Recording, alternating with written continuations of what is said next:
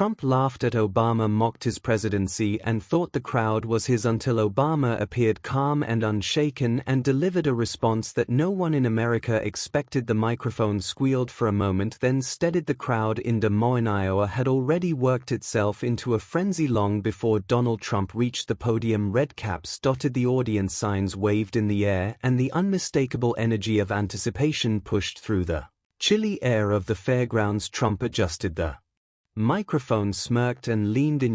He began dragging the words out as the cheers dimmed. Some people still think Barack Obama was a good president. He paused just long enough to let the laughter trickle, and then he chuckled deep and mocking. I mean, have you seen the mess he left? He said healthcare would be cheaper. It's not. He said the world respected us. They didn't. And honestly, I don't even think he liked being president that much. He just liked the spotlight. The crowd erupted with laughter, clapping and shouting. Energized by the jab, Trump leaned back, clearly pleased with himself, feeding on the moment. He tossed his hand like he was dismissing an old acquaintance and added, that guy couldn't even fix potholes, and now he's giving lectures like he's some kind of saint. The joke landed exactly how Trump wanted: rowdy, mocking, and dismissive. Cameras flashed, phones went up, and the laughter built into a roar. But then something unexpected happened. A ripple of movement toward the edge of the crowd drew eyes away from the stage. People turned, murmurs started, then the chant began, soft at first but gaining strength. Obama, Obama, Obama. It was almost unbelievable. Barack Obama, casual in a dark blazer and open collared shirt, was making his way toward the stage. He hadn't been announced, he hadn't been expected, he just showed up, walking calmly, almost too calmly, as if he was strolling into a coffee shop rather than a politically charged rally. The atmosphere shifted. Half the audience gasped, the other half looked stunned. Even those who had come only to cheer for Trump found themselves staring at Obama as though the air itself had been sucked out of the space. Trump froze for a moment, his smirk faltering. He tried to cover it with another laugh, but it didn't land the same way. Obama reached the steps of the stage, nodded politely to the event staff, and climbed up with measured steps. When he finally reached the microphone, he didn't snatch it, he didn't push anyone aside, he just looked at Trump, offered a small knowing smile, and waited. The silence was deafening. Trump broke it first. Well, look who decided to show up, he said, puffing up his chest, feigning surprise. Didn't know you were invited. Obama tilted his head slightly, eyes steady on Trump, his voice calm but firm, cut through the noise. I wasn't, but since you seem to be talking about me, I thought I should hear it for myself. A wave of gasps ran through the crowd, phones angled higher, reporters scrambled to reposition their cameras. What had started as a predictable rally was now turning into something entirely different, something that felt historic. Trump tried again. Oh, this is great. The man who gave us the worst trade deals in history is here. Tell us, Barack, how do you think you did? Because I gotta say, I don't think anyone misses you. Obama didn't blink. He leaned into the microphone, his voice even almost conversational. Well, Donald, I think the American people can decide that for themselves. They know where we were when I started, and they know where we ended up. But I'll tell you one thing, I don't spend my time tearing down other people just to feel better about myself. The crowd shifted. Some people cheered, others booed, but no one looked away. Even Trump's strongest supporters couldn't ignore the contrast between the two men, one loud, mocking and animated, the other calm, direct and unshaken. Obama continued, still steady. You can laugh at me, you can mock my policies, that's politics. But when you laugh at the millions of Americans who worked hard under tough circumstances, when you laugh at progress they fought for, you're not laughing at me, you're laughing at them. The words landed hard. Suddenly the laughter died down. A woman in the front row lowered her phone, her smile fading. A young man in a Trump cap glanced at his friend, unsure whether to keep laughing or stay quiet. Even some reporters dropped their jaws, realizing this wasn't just banter, it was turning into a moment people would talk about for years. Trump, sensing the shift, forced another laugh. You see, folks, this is what he does. He talks pretty, but it doesn't mean anything, just words, fancy words. Obama didn't flinch. He simply replied, sometimes, Donald, words matter more than noise. The silence that followed was almost painful, and then unexpectedly a section of the crowd cheered, not Trump's usual cheer, but applause for Obama. Cameras zoomed in, reporters whispered into microphones, social media feeds lit up instantly as clips of the unexpected Confrontation spread like wildfire, but what happened next would flip the entire night upside down, because as Obama began to shift from sparring to storytelling, the mood of the rally transformed in ways no one could have scripted. He reminded the audience of towns he had visited, farmers he had spoken to, families who had struggled to pay their bills, and he contrasted that with Trump's mockery, making the crowd feel like they were part of something more than just a political show. Trump kept pacing louder, sharper, trying to drown out the calm, but every attempt only made Obama look steadier. The contrast became the story. One man in the crowd shouted, "He sounds like the only grown-up here," and laughter followed, but this time it wasn't at Obama, it was at Trump. For the first time in years, Trump was being upstaged, not by volume, not by spectacle, but by composure. The moment spread across phones and televisions across the nation faster than Trump's words could catch up. Clips hit millions of views.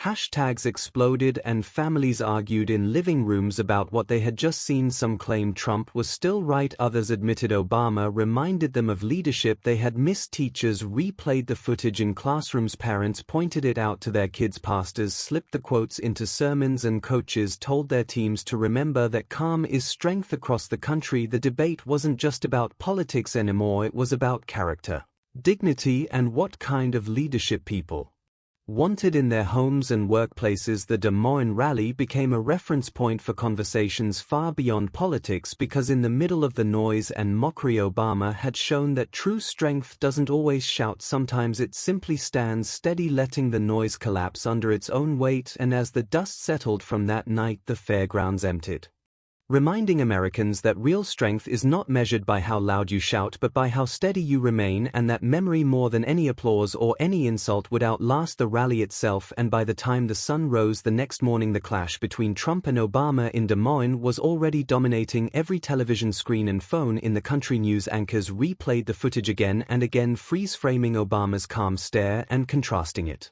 with Trump's smirk. Pundits dissected every word. One network called it a masterclass in composure, while another warned it was pure political theater. But regardless of spin, everyone agreed it was the most unexpected moment of the campaign season. The White House issued no official statement, but Trump himself took to his social media just before dawn, posting in all caps, "Obama crashed, my rally fake and sad, nothing new, weak attempt at relevance didn't work." The post racked up millions of likes, but also millions of replies, most of them clips of the night before, showing how the crowd had shifted mid-rally. Comedians had a field day. Late-night hosts replayed the confrontation with added laugh tracks and skits, while one satirical cartoon went viral showing Obama calmly pouring a glass of water while Trump tried to shout the ocean down. Meanwhile, Obama's team, who had not planned this appearance at all, scrambled to frame the event as a reminder of what leadership looked like behind closed doors. Aides admitted privately that even they hadn't known he would show up. Apparently, Obama had been visiting a local college when he heard about the rally and decided on impulse to stop by. No press releases, no security buildup, just a quiet arrival that turned into a cultural earthquake. Political scientists flooded morning shows, declaring it a turning point. Some argued it was the first real crack in Trump's aura of untouchability. Others said it reminded people that leadership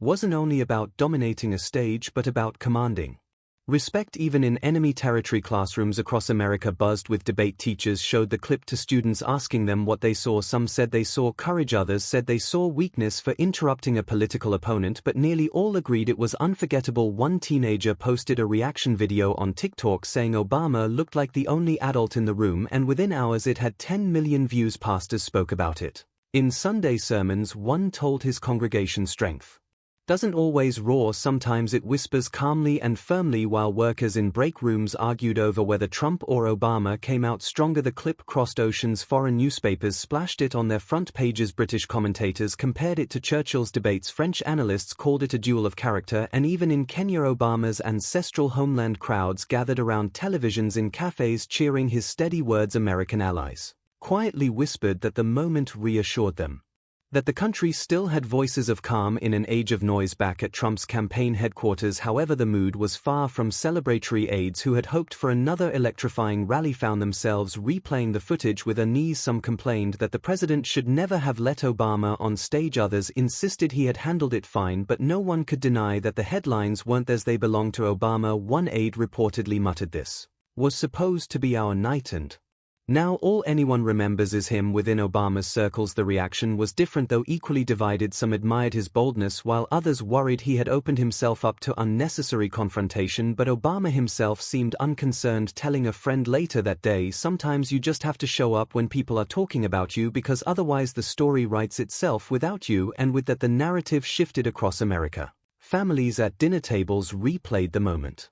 Fathers told their kids, "Watch how he didn't raise his voice." Mothers pointed out how the crowd went quiet when Obama spoke, and grandparents compared it to the civil debates of decades past. Psychologists were invited onto talk shows to explain why Obama's calm demeanor cut through Trump's volume, explaining that in high-tension situations the calm voice often seizes authority over the loud one. Branding experts weighed in, saying the moment reframed Obama's legacy not as a past president but as a living counterweight to Trump. Meanwhile, Trump returned to the campaign trail louder than ever, promising bigger rallies, stronger insults, and harsher takedowns. But something had shifted. No matter how hard he tried, the memory of Des Moines lingered. Reporters asked him about it at every stop, and even his sharpest supporters sometimes dodged the question, knowing that laughter had given way to silence at the wrong time. Political historians began drafting essays arguing that this confrontation would be studied for years as an example of charisma colliding with composure, not just politics but human psychology. And as the weeks stretched on, the clip refused to fade. Instead, it became a cultural shorthand. Anytime someone kept calm under attack, colleagues in offices would joke that they pulled an Obama. Coaches told athletes to keep their cool, like Obama. Memes flooded the internet showing side-by-side pictures of Trump shouting and Obama smiling, captions reading "noise versus poise." By the time the next debate season rolled around, candidates from both parties referenced it. One said, "I don't want to be the loudest person on stage, I want to be the steadiest," clearly echoing the moment even without naming it. The aftershocks traveled further than politics. They touched music. Fashion film directors began writing scenes inspired by the face-off. Netflix commissioned a documentary tentatively titled The Night in Des Moines, and social scientists gathered data showing how the public perception of leadership subtly shifted toward calm confidence rather than volume. In the end, what began as a mocking laugh in an Iowa fairground had turned into a ripple that touched nearly every corner of American life and beyond, leaving one unshakable truth in its wake: that sometimes one calm sentence can outlast 1,000 shouts. And for Trump, no matter how many rallies he held, the shadow of that night seemed to follow him everywhere, reminding him and everyone else that laughter can vanish in an instant when confronted by steady, unshaken resolve. And as the weeks rolled into months, the Des Moines confrontation refused to die. Instead, it grew like a flame fed by oxygen. Every news cycle returned to it in some form, whether through endless replays on television or in think pieces dissecting what the moment meant for American politics. Trump's advisors huddled in late-night strategy sessions in Washington, trying to erase the memory. One suggested doubling down with even larger rallies. Another urged him to pivot away from Obama entirely, but Trump couldn't let it go. Every speech seemed to circle back to the night in Iowa. He raged about how the media had edited the footage unfairly, about how Obama had cheated by crashing the rally without an invite, about how the so-called calm was actually weakness. But the more he fought it, the more the moment stayed alive like a stubborn echo. Meanwhile, Obama found himself in an unusual position: no longer president, yet suddenly the center of national conversation again. He didn't campaign openly, he didn't announce endorsements, but every time he appeared in public, reporters begged for his thoughts about Trump and about that rally. His answers were short, careful, but always with that same steadiness that had marked his words in Iowa. One clip of him simply saying, "Leadership is not volume, it's vision," went viral overnight, turning into a slogan plastered on posters, mugs, and t-shirts. Young voters especially gravitated toward it, posting memes with captions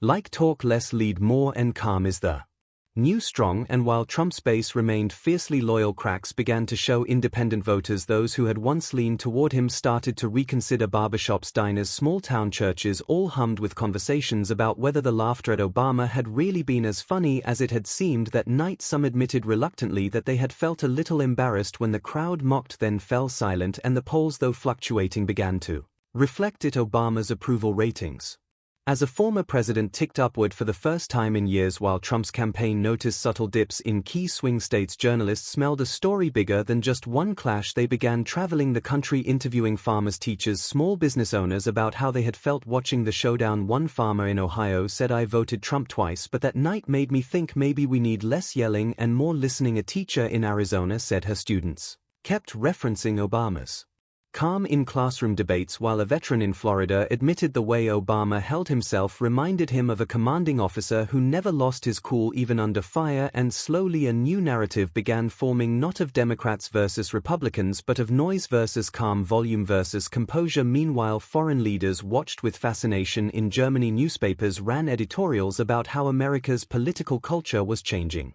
In Japan, TV talk shows praised Obama's restraint as an example of Japanese-style dignity, and in Canada, commentators openly wondered if America was finally tiring of performative politics. But inside Trump's inner circle, panic simmered. Donors began asking tough questions. Rally attendance remained high, but enthusiasm felt different, more defensive than celebratory, and staffers whispered about whether their candidate's obsession with Obama was backfiring. Yet Trump couldn't move on. He began opening every rally with digs at Obama, showing edited clips mocking his pauses, accusing him of being boring, but each attempt only reminded audiences of the original unedited moment, which had already cemented itself in the nation's memory. Meanwhile, grassroots Democratic groups who had been struggling for energy suddenly found themselves revitalized. They printed flyers showing the side-by-side images of the rally with the tagline "Steady Beats Loud." They organized watch parties where they replayed the footage as inspiration, and even voters who had grown weary of politics began to re-engage, not out of party loyalty but out of a yearning for dignity. One grandmother in Wisconsin said she hadn't felt motivated to vote in years, but watching Obama stand tall in Iowa reminded her of the values she wanted her grandchildren to inherit. Reporters began calling it the calm revolution, and social media algorithms seemed to agree, because every clip of Obama's composure outperformed even the most fiery Trump outburst by multiples in views, likes and shares. As 2025 campaign season heated up, the Des Moines rally wasn't just an event anymore, it was a measuring stick. Candidates were judged against it. If they stayed calm under pressure, they were praised for Obama-like steadiness. If they lost their temper, they were mocked as another Trump-style meltdown. Even comedians who once thrived on impersonating Trump found themselves shifting their sketches toward contrasting him with Obama's silence. One skit showed Trump ranting for hours, while Obama simply raised an eyebrow, and the crowd roared in laughter, not because of Trump's jokes but because of the memory of that night in Iowa. And so the clash that had begun as a joke turned into a movement, reshaping how voters thought about leadership. And as the election drew nearer, both campaigns knew they weren't just fighting over policies anymore, they were fighting over tone, dignity, and the very image of what it meant to lead America in the modern age. And when the first official 2025 debate finally arrived, the weight of Des Moines hung in the air like an invisible guest. The stage was sleek, polished under blazing lights, with moderators seated at a curved desk and millions watching from living rooms, bars, schools, and even projected onto big screens in town squares across the country. The candidates walked out one by one, but the buzz wasn't about their policies or their slogans, it was about whether anyone could withstand the kind of pressure Obama had set in motion months earlier. Trump entered last, striding confidently, waving to the crowd, his red tie glowing under the lights. He smiled, but his eyes darted quickly, as if searching for an echo of Iowa. Before the first question was even asked, chants broke out in the audience, some shouting Trump, some shouting Obama. Even though Obama wasn't there at all, the moderators struggled to quiet the room, and when they finally posed the opening question about the economy, Trump launched into his usual rhythm, blaming opponents, mocking rivals, laughing at statistics he didn't like, and gesturing wildly. But then the camera cut to his opponent, who sat calm, hands folded, voice even, eyes steady, and the contrast felt eerily familiar. The audience remembered Des Moines before anyone said a word. Memes started forming in real time on social media, with side-by-side screenshots captioned "Here we go again." The moderators pressed on, asking about healthcare, immigration, foreign policy, but every fiery line Trump delivered, every laugh, every insult seemed to bounce off the quiet confidence sitting across from him. The crowd didn't roar the way it used to. Instead, it shifted, restless, some waiting for composure, some waiting for substance. Reporters in the press box whispered into their headsets, noting that the more Trump tried to dominate the stage, the more he reminded everyone of that night months ago when Obama had calmly unraveled his laughter at a rally. Trump sensed it too. He grew sharper, louder, his words spilling faster, as if he could drown out the silence. But silence has a power of its own, and every pause from his opponent only magnified the chaos of his energy. At one point, Trump leaned across the podium, jabbing his finger and shouting, "You think calm wins wars? You think calm fixes this country? Let me tell you, calm doesn't get the job done." And before the moderators could intervene, his opponent simply replied, "Calm gets the job done right." The line hit like a thunderclap, not rehearsed, not Flashy but devastating because instantly the audience made the connection to Iowa. The crowd murmured, applause began, and the internet exploded. Within seconds the phrase "calm gets the job done" trended worldwide, plastered across feeds, shirts and signs, and Trump, for all his bluster, found himself again in the shadow of a moment he hadn't created but couldn't escape. Analysts on television began drawing arrows between Des Moines and the debate, calling it the long shadow of Obama. One even joked that Obama wasn't on stage, but somehow he was the loudest voice in the room. Campaign strategists for both sides recognized it in real time. Democrats rushed to seize the momentum, framing their candidate as the heir to composure, while Republicans scrambled, trying to insist Trump was still the fighter America needed. But the debate stage made one thing clear: composure had become currency. Voters no longer measured leadership only by volume or bravado, they measured it by steadiness, by control, by the ability to face mockery without flinching. And in living rooms across the nation, parents pointed at the screen, telling their children, "This is how you win, not by shouting louder but by standing stronger." And when the debate ended, the snap polls confirmed what everyone already sensed: Trump had landed blows, but his opponent had landed something deeper: trust, dignity, and the calm revolution born in Iowa now stood center stage, threatening to reshape the entire 2025 election before the year was even half over. And the morning after the debate, the nation woke up buzzing, as if the entire country had been part of one giant conversation. The night before, news outlets rolled out instant polls showing Trump's numbers dipping among independents, while his opponent's steadiness ranked as the most memorable moment of the night. Headlines screamed, "Calm gets the job done, debate shakeup, composure beats chaos," and networks replayed the clip again and again, splitting the screen between Trump's red-faced shouting and his opponent's quiet reply. Analysts called it a defining moment not just of the campaign but of modern politics, and while Trump's team scrambled to spin the night as proof of his fighting spirit, even they couldn't ignore the optics. Inside campaign headquarters, aides whispered about donors calling with questions about strategy, some openly frustrated that Trump had leaned too heavily on mockery instead of substance. Behind closed doors, Trump himself fumed, pacing a hotel suite, throwing papers, demanding to know why the audience hadn't laughed the way they used to. He blasted staffers for not prepping him harder, accused the moderators of bias, and muttered curses about Obama still haunting him from the sidelines. Meanwhile, across the country, ordinary people were digesting the night in coffee shops, diners, and classrooms. The clip of "Calm gets the job done" played on loop on morning shows, while radio hosts took calls from listeners. Some lifelong Republicans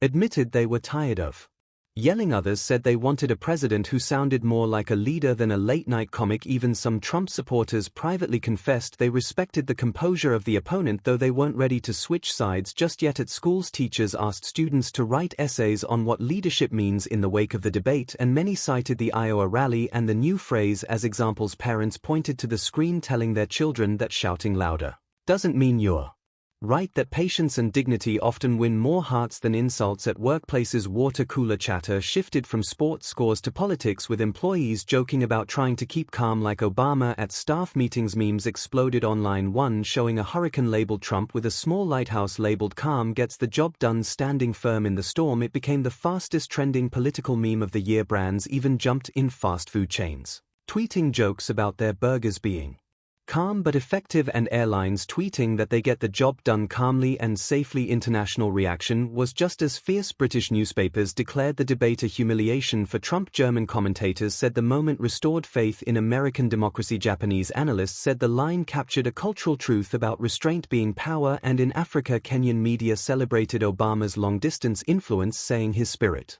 was still shaping America even years after his presidency. Back in Washington, Democratic strategists seized the chance to build an entire campaign theme around composure. They tested ads showing split screens of Trump's shouting contrasted with calm leadership speeches. They quietly asked Obama if he would be willing to make more surprise appearances, though he declined, preferring to let the moment stand on its own. Still, his presence lingered like a ghost on every stage, his shadow stretching across every rally, every debate, every news cycle. And Trump, for all his energy, seemed stuck, fighting not just opponents in front of him but the calm figure who wasn't even running. Voters noticed the difference. Their friends, their co-workers, their children were quoting "Calm gets the job done" more than any Trump slogan, and the phrase began to seep into culture like a mantra whispered in hallways, gyms, and churches. And so, as the campaign trailed deeper into summer, one truth became impossible to deny: that the battle for the White House was no longer just about policy. It was about tone, style, and the question of whether America wanted to be led by noise or by calm.